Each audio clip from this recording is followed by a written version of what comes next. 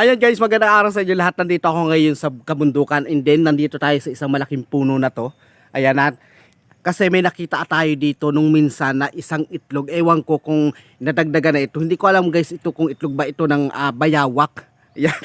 Ating imumukbang ito mamaya. Tatry ko kung anong lasa ba ng itlog na ito. Ayan. Tayo dito guys sa pinakasulok na ito. Nakita ko kasi ito guys, itong malaking puno na ito. And then may tumakbo na parang bayawak. Hindi ko maintindihan kung ano ba yun.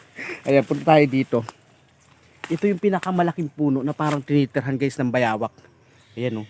Ayan, ito guys yung malaking puno na inaakyatan ng bayawak. Ayan, nakita nyo guys. And then dito sa kalapit, mayroon ako dito nakita na apat, yan, naging apat na itlog na siya guys. Ayan, ito imumukbang ko talaga to guys. Susubukan ko kung anong lasa ba nitong mga itlog na.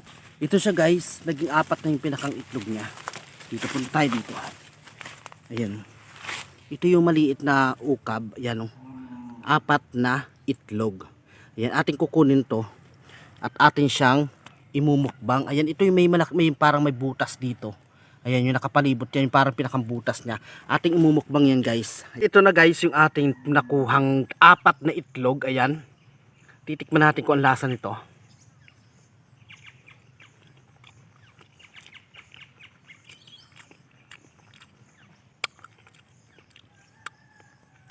Sobrang dinamnam.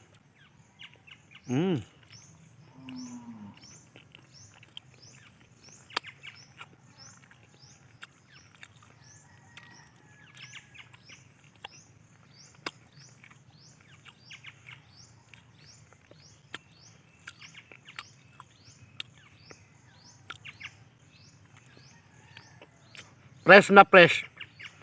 Fresh na fresh guys. Super sarap.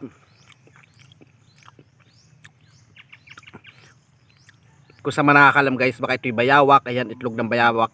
Pero napakasarap pala niya. Napakasarap guys. Super linamnam.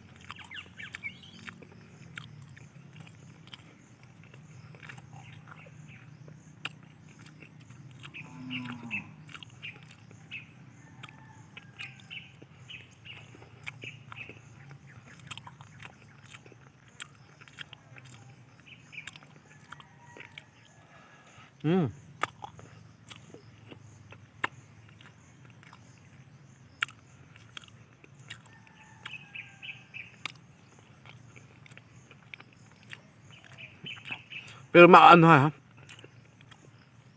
Maumay-umay. Dapat dito may asin.